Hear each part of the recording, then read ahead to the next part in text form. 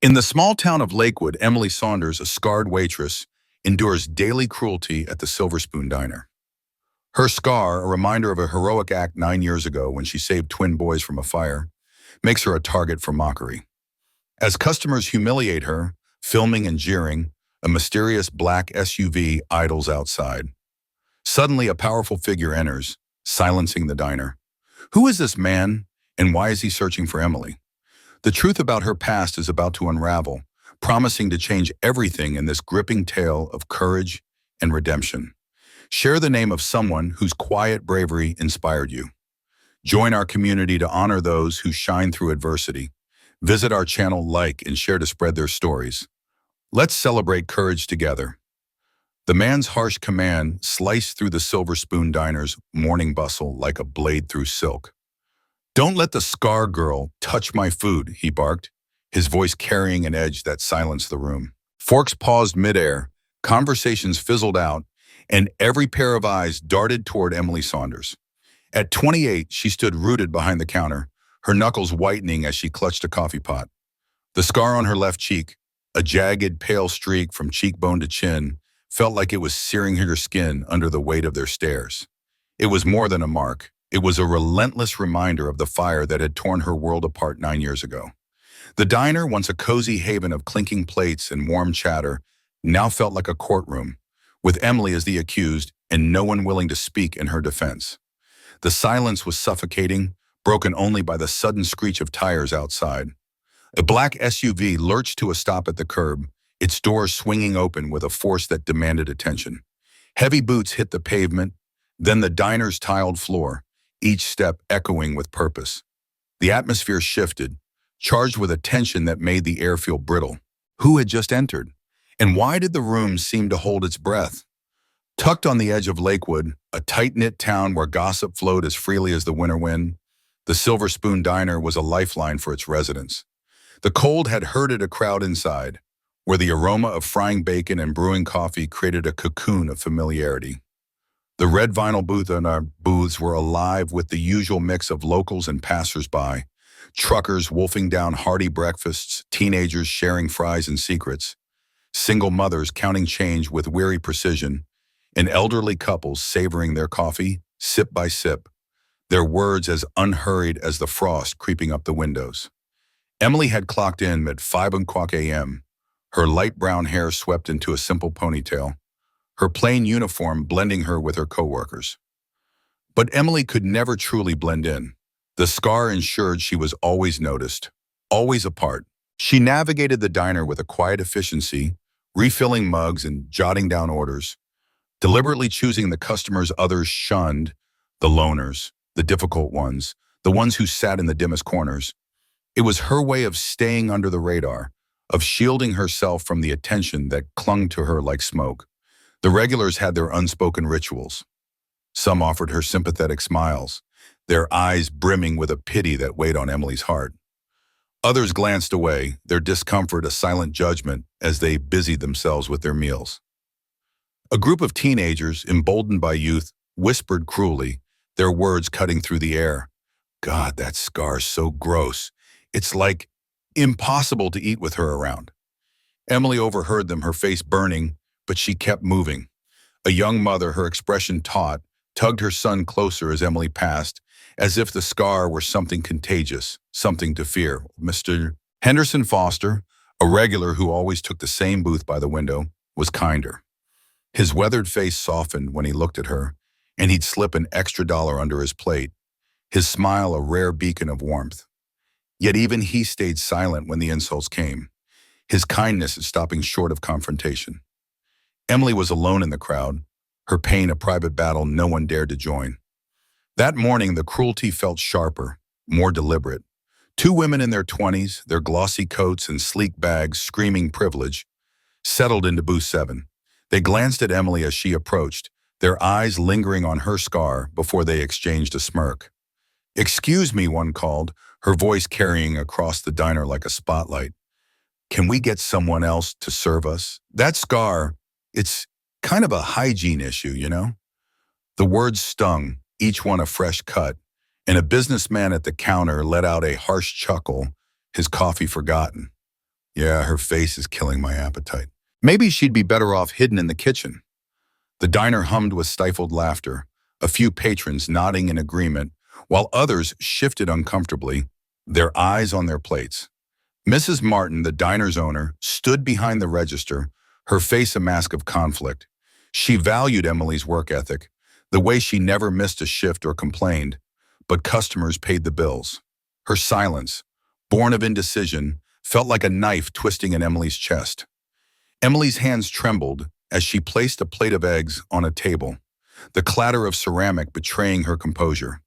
Her name tag, with Emily scrawled in playful blue, seemed to taunt her against the backdrop of her coffee-splattered apron. She nodded, her throat constricting as she fought to keep her tears at bay, and moved on to the next table. She should just wear a mask, someone muttered, the words half hidden by the hum of conversation.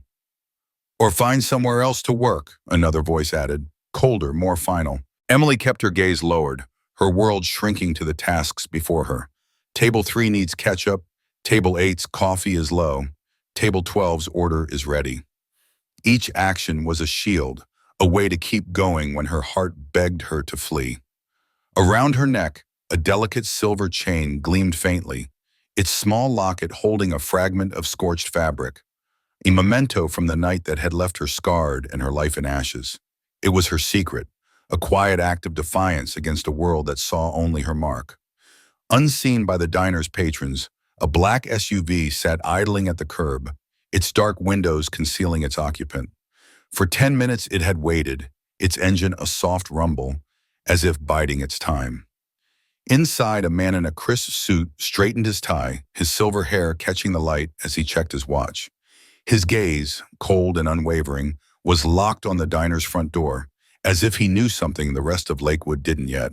Emily wiped down table 12, her cloth tracing familiar patterns on the scratched surface. 3 years, she'd served these same customers, poured their coffee, endured their stares. Lakewood had watched her grow up, watched her claw her way back from a tragedy, and chosen to look the other way. They knew fragments of her story, the fire, the long hospital nights, the girl who returned changed, but they preferred to forget, to see only the scar instead of the strength it took to carry it. As she worked, her thoughts drifted to the locket, to the night 9 years ago when flames had roared through her life, leaving her with nothing but memories of choking smoke and unbearable heat. She forced the images away, grounding herself in the now, the sticky tabletop, the faint jukebox melody, the life she'd pieced together despite it all.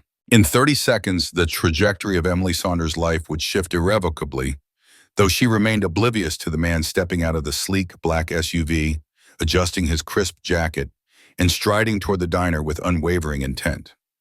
Her world, confined to the rhythm of clinking dishes and murmured orders, was about to be upended. Emily, now 22, was no longer the radiant girl who once lit up the halls of Lakewood High. Back then, she was a star, honor roll every semester, her mailbox overflowing with scholarship offers from colleges that promised a future brimming with potential. She used to dream of lecture halls, of cities far from the small town that cradled her youth, her mind buzzing with ambitions that felt as tangible as the books she devoured. But life, with its cruel knack for rewriting plans, had other ideas. When Emily was 16, her mother's battle with cancer ended, leaving a void that swallowed her family whole. The loss was a slow poison, seeping into every corner of their home. The scholarship letters, once symbols of her escape, became relics of a life she could no longer claim. They gathered dust on the kitchen table, their promises fading as her father unraveled. Grief drove him to whiskey, bottles piling up like silent accusations, faster than Emily could tuck them away in shame. His eyes, once warm, grew distant, barely registering her presence. Someone had to step into the void.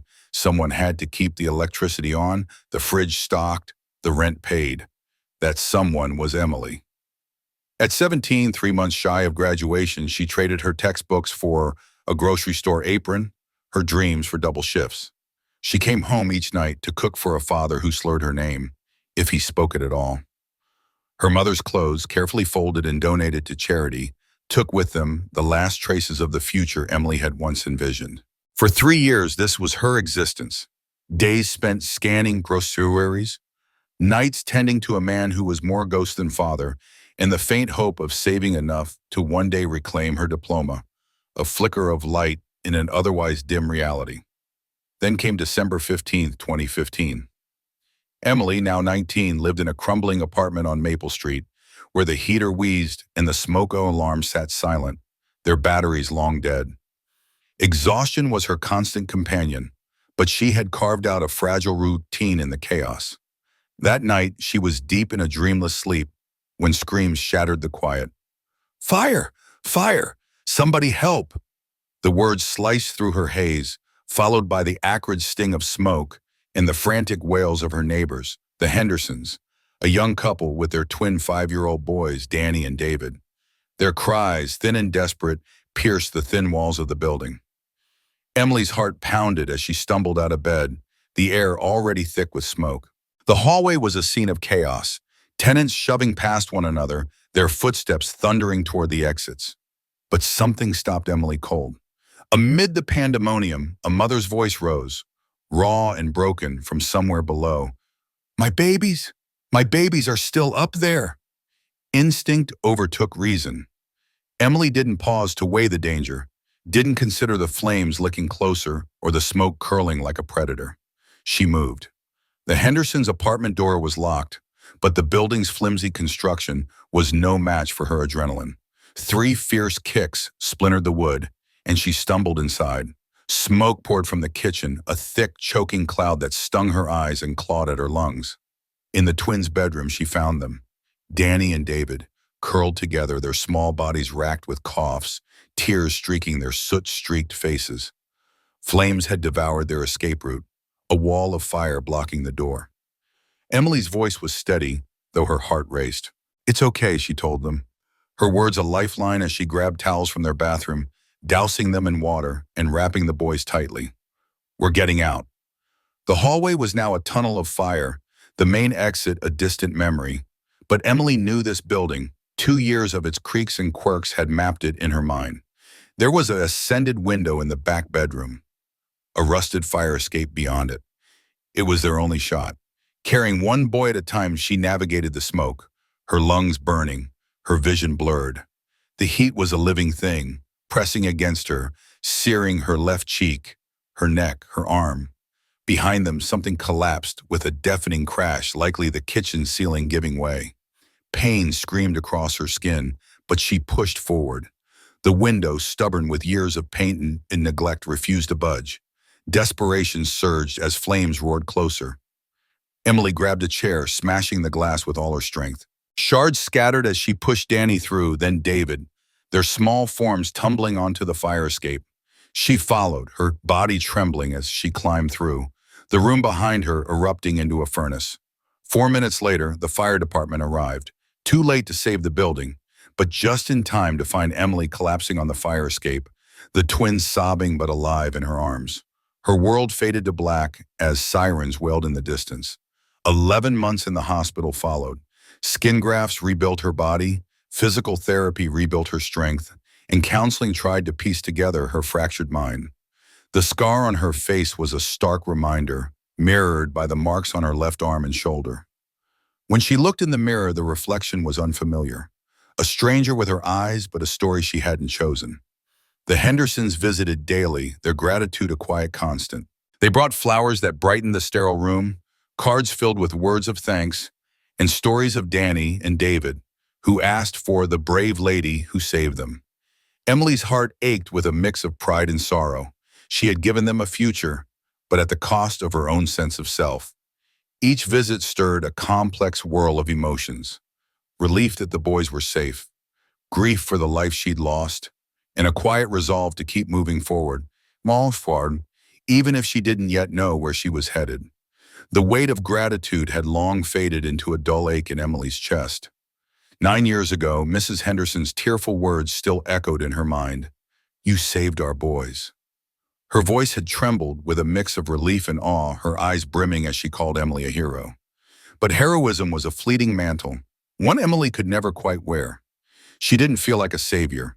She felt fractured, pieced together with jagged edges that never quite fit. The fire that had scarred her face had also burned away the life she once knew, leaving her to navigate a world that seemed to recoil at her presence. When she finally left the hospital, the air outside felt foreign, as if the world had tilted on its axis while she was confined to sterile walls. Or perhaps it was she who had shifted, her reflection now a stranger's, marked by a scar that drew stares and whispers. Job applications, once a hopeful ritual, became a gauntlet of rejection. Polite voices over the phone would say, "We're looking for someone more customer-facing." Their words cloaked in courtesy but sharp with judgment. The grocery store where she'd worked for 3 years, ringing up canned goods and chatting with regulars, suddenly cited budget cuts and couldn't take her back. Each rejection chipped away at her, leaving her to wonder if the scar on her face had somehow branded her as unfit for the world. Mrs. Martin at the Silver Spoon Diner was the only one who saw past the mark. "You seem like a hard worker," she'd said, her eyes barely flickering to the scar before offering Emily a job. But even her kindness came with a caveat. "Maybe stick to the back sections, honey. Some customers might feel uneasy." Emily understood. She learned to make herself small, invisible, a ghost gliding through the diner's edges. She memorized the tables tucked in shadows, the shifts when the crowds thinned, the corners where curious eyes wouldn't linger. Around her neck, she wore a silver locket, its weight a quiet anchor. Inside was a scorched fragment of fabric from the twins' bedroom, blackened but sacred, a relic of the night she'd been brave, the night she'd mattered. It was her talisman, a reminder that she had once been more than the whispers and averted glances. Now, 9 years later, Emily watched the twins, now lanky 14-year-olds, breeze into the diner with their friends. Their laughter filled the air, carefree and untouched by the past. They didn't recognize her, and why would they? At 5 years old, they'd been dazed, wrapped in trauma's fog, their memories of that night blurred into fragments. Their parents had moved across town, eager to bury the nightmare that had nearly consumed their family. Emily never spoke up, never sought their gratitude. She simply poured their milkshakes, her smile soft and private, as she watched them laugh, alive and whole. Their joy was enough, a quiet balm for the wounds she carried. Outside, a black SUV rolled to a stop, its engine cutting off with a low hum. A man in an expensive suit stepped onto the sidewalk, his cufflinks catching the light as he adjusted them with deliberate care. His eyes, sharp and purposeful, scanned the diner's windows, locking onto Emily with an intensity that made her stomach twist. Something about his gaze felt like a storm gathering, a promise that the humiliation she'd endured was far from over. Inside, the diner buzzed with its usual rhythm, until it didn't. A group of college students had claimed the large corner booth, their voices growing louder, their laughter edged with cruelty. Emily approached with their coffee order, balancing 4 steaming mugs on her tray, her hands steady despite the knot in her chest. She felt their eyes before she heard their words. One of them, a boy with a phone raised, whispered loudly to his friends, "Oh my God, look at this. This is going straight to TikTok. Scariest waitress ever." The words sliced through her, sharp and cold, but she kept her head down, focusing on the mugs. Her hands began to tremble, the coffee mugs clinking softly against each other. She tried to set them down quickly, but her nerves betrayed her, and a few drops splashed onto the table. "Gross!" one of the girls shrieked. Her voice piercing. "She's getting her scar germs all over everything." The boy with the phone zoomed in, his grin wide and mocking. "Dude, what even happened to your face? Did a bear attack you or something?" Emily's voice barely rose above a whisper, thin and fragile. "I'm sorry, let me clean that up for you." But the damage was spreading like wildfire. Heads turned, phones emerged from pockets, and the diner became a stage for cruelty's performance. In the age of social media, every jab had an audience, every wound a spotlight. "Maybe she should wear a paper bag over her head," someone called from across the room, their voice dripping with malice. Laughter erupted, a chorus that echoed in Emily's ears, each chuckle a fresh cut. Mrs. Martin hurried over, her face flushed with a mix of panic and exasperation. The diner was her livelihood, and she needed these customers, their tips, their reviews, their return visits. But she couldn't let this spiral further. "Emily, honey, why don't you take a break? Go help in the kitchen for a bit." Her tone was gentle but firm, a plea wrapped in an order. Emily nodded, her throat tight, but the boy with the phone wasn't done. "No, wait," he said, still filming, his voice gleeful. "We want to ask her some questions first. This is comedy gold." A woman at table 6 stood, her finger jabbing toward Emily with righteous indignation. "Excuse me, but we're trying to eat here. Looking at her face is making me nauseous. We demand a different server and a discount for this unpleasant experience." The businessman from the SUV, now seated near the window, nodded in agreement, his voice smooth but cutting. "I've been coming here for 5 years and I've never been this uncomfortable. That scar is a health hazard. Who knows what kind of diseases she might be carrying?" Emily felt the walls closing in, the air growing thick with judgment. Every eye in the diner was on her now, their whispers weaving a tapestry of cruelty, meaner, sharper, more inventive with each passing second. Someone suggested she get plastic surgery, their tone half mocking, half pitying, as if her existence was a problem to be fixed. The locket against her chest felt heavier, its charred fabric a faint tether to a moment when she'd been more than this, a moment when she'd been enough. But now, surrounded by laughter and lenses, she was nothing but a spectacle, her courage reduced to a scar that invited scorn. In the heart of the Silver Spoon Diner, where the scent of coffee and grease mingled with the hum of small-town chatter, Emily Saunders moved like a shadow, her presence barely noticed by the patrons she served. Her hands, etched with scars that snaked across her skin like a map of forgotten battles, shook slightly as she refilled a coffee mug for a table of regulars. The diner was alive with the usual clamor, forks scraping plates, voices overlapping in a symphony of gossip. But today, there was an edge to the noise, a sharpness that made Emily's chest tighten. The laughter wasn't just background noise, it was directed at her, each chuckle a needle pricking at the fragile armor she'd built around herself.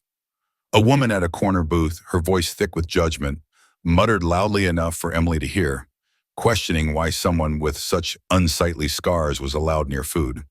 The words hit Emily like a physical blow, her heart stuttering as shame washed over her, hot and suffocating. Her fingers drifted to the silver locket tucked beneath her worn uniform, its familiar weight a quiet anchor. Inside was a tiny piece of charred fabric, a memento from a night when she'd been someone else. Someone brave, someone who didn't shrink under the weight of others' stares. But now, standing in the fluorescent glow of the diner, she felt like she was shrinking, her world narrowing to the cruel whispers around her. Across the counter, a college girl snickered, her phone tilted to capture Emily's every move. "This is going viral," she said, her voice brimming with a glee that twisted Emily's insides. The idea of her humiliation being broadcast for strangers to dissect made her want to vanish, to dissolve into the cracked linoleum beneath her feet. "I'm sorry," she murmured to Mrs. Martin, the diner's manager, who stood frozen nearby, her eyes flickering with sympathy but no solutions. "I'll go to the back." The words were barely a breath, swallowed by the growing wave of laughter from the other patrons. Emily's steps toward the kitchen were heavy, each one a battle against the tears threatening to spill. The laughter behind her swelled, a cruel chorus that echoed in her mind, amplifying her sense of worthlessness. A slow clap started, each deliberate beat like a nail in her confidence. Someone shouted, "Don't let the door hit you on the way out," and the words cut deeper than any scar on her skin. She wanted to turn and scream, to tell them they didn't know her story, didn't know the fire she'd walked through. But she didn't. She never did. Then the front door opened, and the diner fell silent. The laughter snuffed out like a candle in a storm. Emily paused, her hand on the kitchen door, her body tense with the sudden shift in the air. She didn't need to look to know something monumental had changed. The room felt heavier, charged with an unspoken authority. A man stepped inside, his navy suit so perfectly tailored it seemed to command the space around him. 2 security guards followed, their eyes sweeping the room with practiced precision. The man, tall and silver-haired, carried himself with a quiet power that made every head turn, every phone lower, every smirk falter. Mrs. Martin was the first to react, her face paling as if she'd seen a ghost. "Oh my God," she whispered, her voice trembling with recognition. The college girl's phone slipped from her grasp, clattering onto the counter.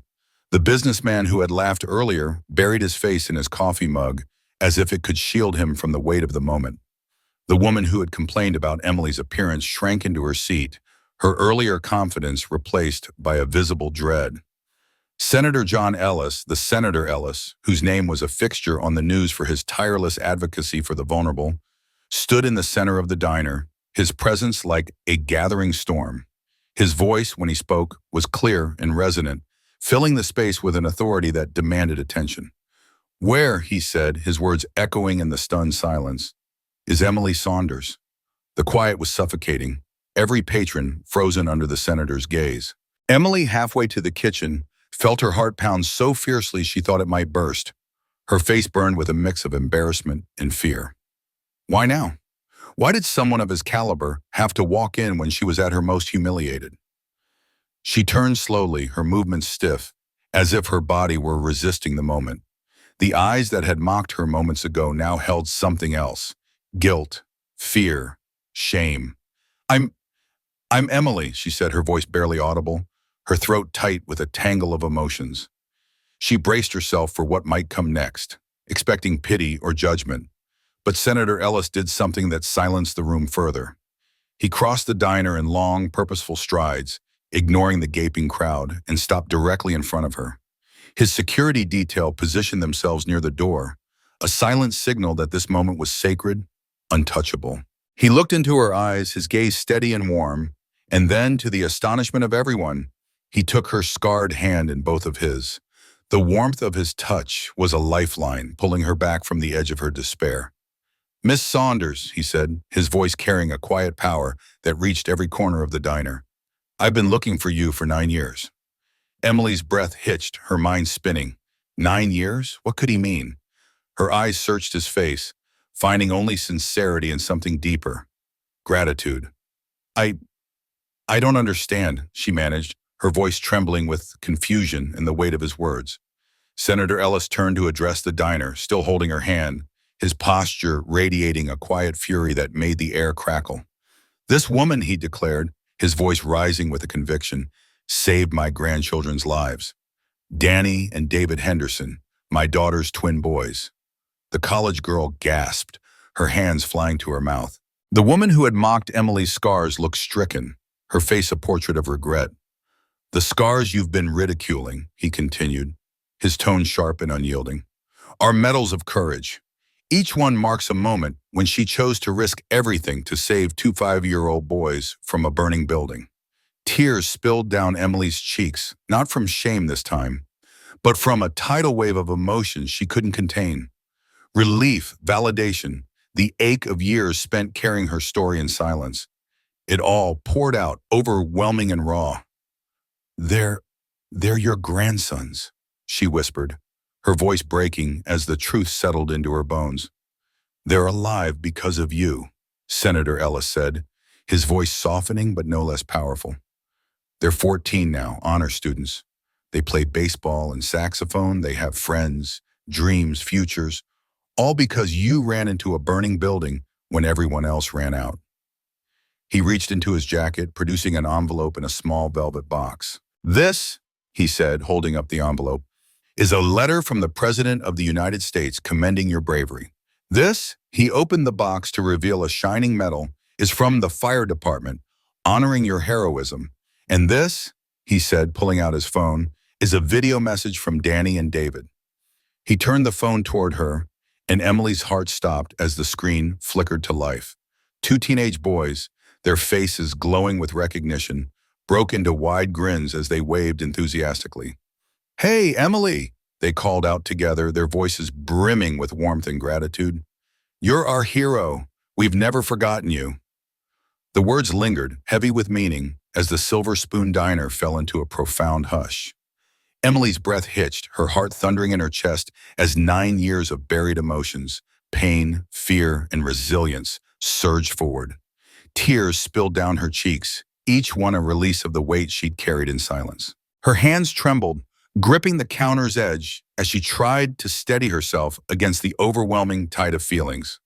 Senator Ellis, his presence both commanding and restrained, swept his gaze across the room one last time. His eyes, sharp and unyielding, carried a quiet authority that silenced any lingering murmurs. "Now," he said, his voice low but laced with a warning that demanded accountability. "Does anyone else have something to say about Emily's appearance?" The question hung in the air, a challenge to confront the cruelty that had unfolded just moments before. The diner seemed to hold his breath, the tension palpable. The shift began by almost instantly. Old Mr. Foster, his weathered face lined with regret, rose to his feet first. His eyes shimmered with tears, reflecting a deep sorrow for the pain he'd witnessed. Slowly, deliberately, he clapped, the sound echoing in the quiet space. One by one, others joined, their applause hesitant at first, but swelling into a powerful wave that filled the diner. It drowned out the shame of those who had mocked Emily minutes earlier, their harsh words now buried beneath this collective act of respect. The college students, their faces flushed with embarrassment, quietly deleted their videos, their fingers moving swiftly over their phones as they avoided eye contact. A woman who had demanded a discount, her earlier bravado replaced by guilt, left a crumpled stack of bills on her table and slipped out, unable to meet anyone's gaze. The businessman who had called Emily's scarred face a health hazard sat motionless, his untouched food a silent testament to his remorse, his cheeks burning with shame. Mrs. Martin, her heart heavy with years of unspoken regret, approached Emily, tears streaming down her face. "Emily," she said, her voice breaking, "I'm so sorry. I should have stood up for you all those years ago. I should have protected you when the world turned its back." Her words were raw, carrying the weight of missed chances in her own silence. Emily, her voice soft but steady, met her gaze. "You gave me a job when no one else would," she said, her tone laced with quiet gratitude that masked the depth of her wounds.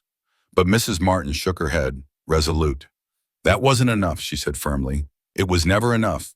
But things are going to change now. I promise you that." Her words were a vow, a commitment to right past wrongs, and change they did. Within a week, the Silver Spoon Diner was transformed. Mrs. Martin, driven by a fierce need to honor Emily, commissioned a local artist to create a mural on the diner's main wall.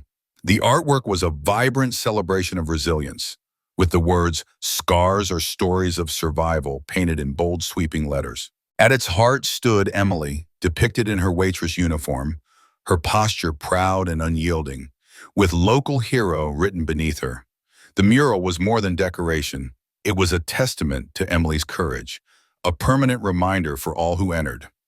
The menu was updated too, introducing the Heroes Blend, Emily's signature coffee, with all proceeds supporting burn victims and first responders. It quickly became the diner's most popular item, each cup a small act of solidarity. Emily's life began to shift as well.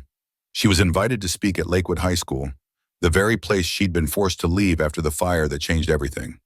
Standing in the auditorium, a space where she'd once dreamed of graduating, she faced 300 students. Her heart raced, but her voice was steady. "Courage isn't about not being afraid," she told them, her words heavy with experience. "It's about doing what's right even when you're terrified, even when it costs you everything." The students listened in rapt silence, their eyes fixed on her. A girl in the front row, her expression a mix of awe and hesitation, raised her hand. "Do you ever regret saving them?" she asked, gesturing vaguely toward her own face, referencing Emily's scars. Emily's hand went to her locket, a worn keepsake holding memories she rarely shared. She smiled, her strength radiant.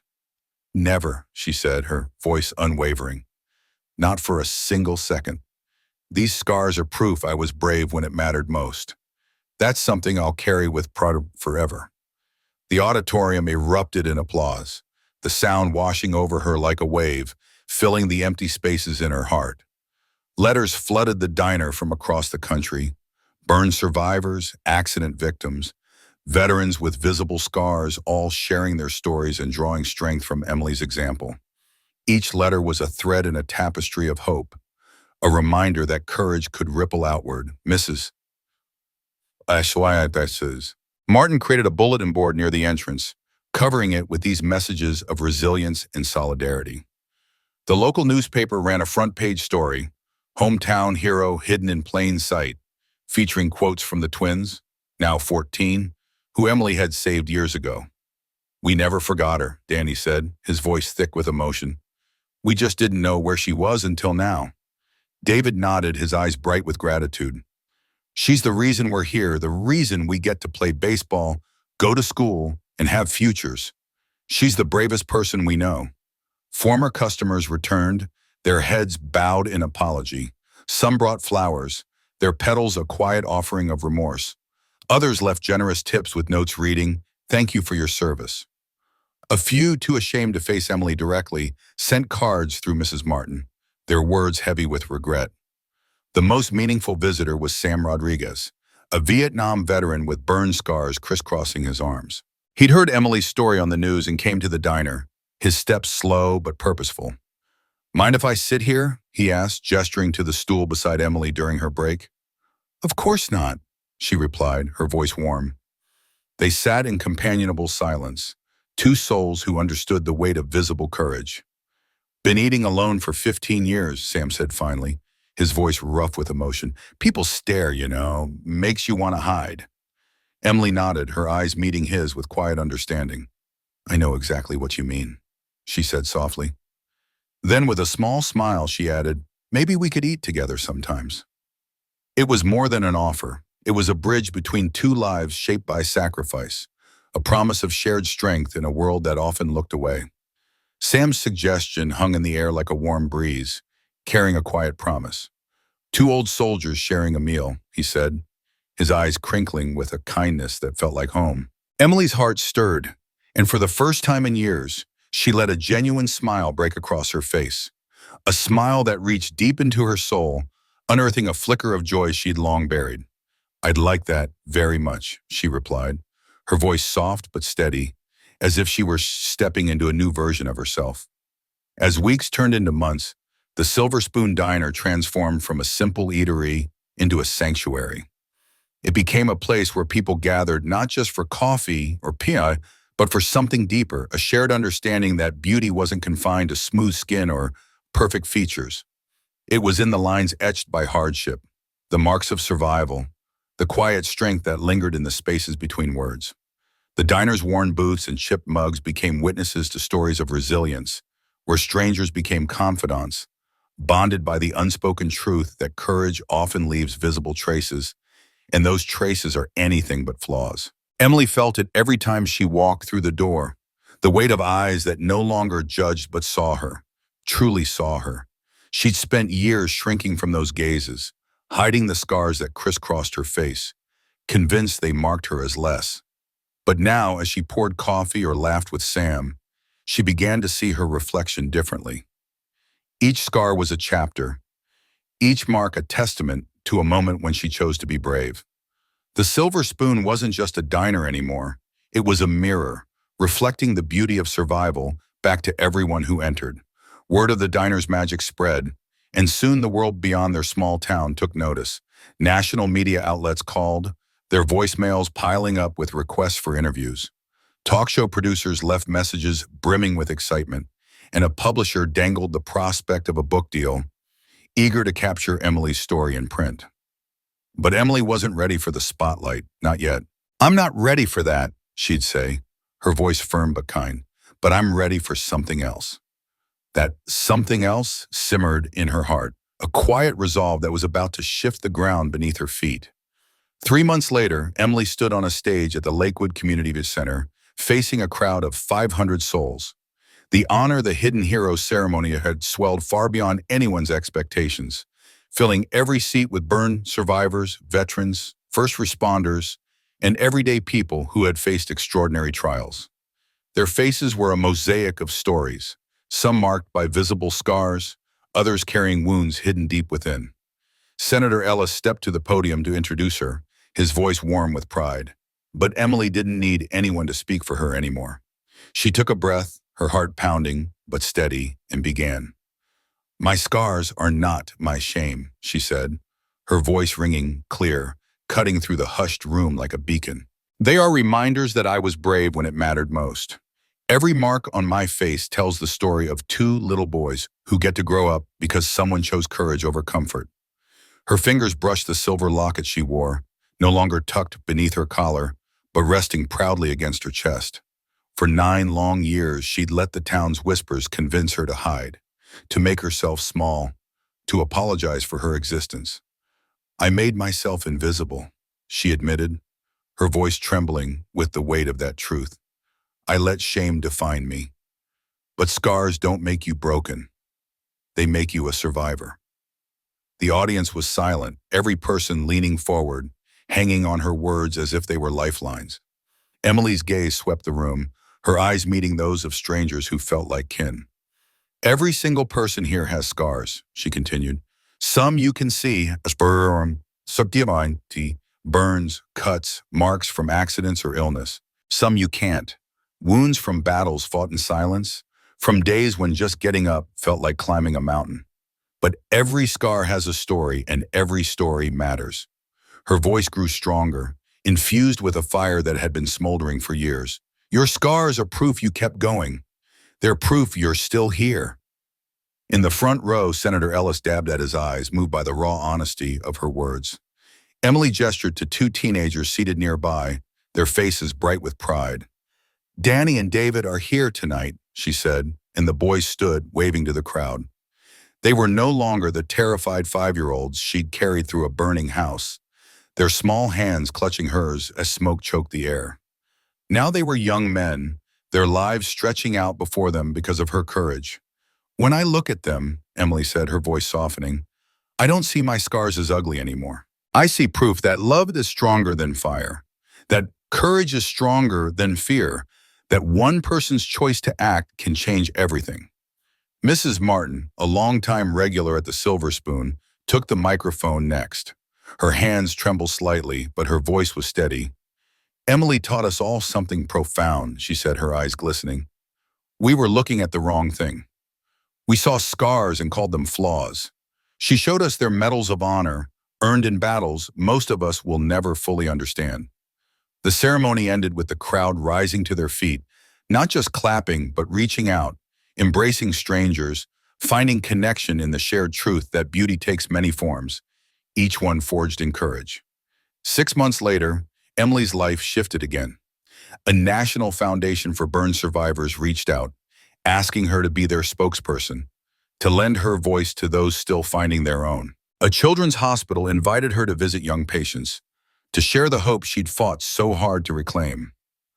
A documentary filmmaker wanted to weave her story into a film, to shine a light on the strength that scars represent.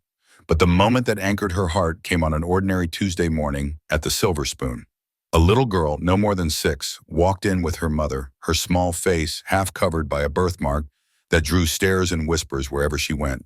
She looked at Emily, her eyes wide and unguarded, and said, "You're pretty." The words were simple, but they carried a weight that stopped Emily's breath. She knelt down, meeting the girl's gaze at her level. "So are you, sweetheart," she said, her voice thick with emotion. "So are you." The girl's mother blinked back tears, her voice breaking as she explained, "She's been so self-conscious lately. The kids at school, they've been cruel." Emily nodded, her heart aching with recognition. "I know," she said gently, "but she's perfect exactly as she is. And one day she'll see that her differences make her special, not strange." As Emily stood, the morning light streamed through the diner's windows, catching the scars on her face in a soft glow. She no longer hid them, no longer carried the shame that had once weighed her down. In that moment, she understood the truth that had been waiting for her all along. Real beauty is courage, and real courage always leaves marks worth showing. The Silver Spoon, with its clinking dishes and murmured conversations, stood as a testament to that truth. A place where scars were celebrated, where stories were shared, and where every mark told a tale of survival and strength.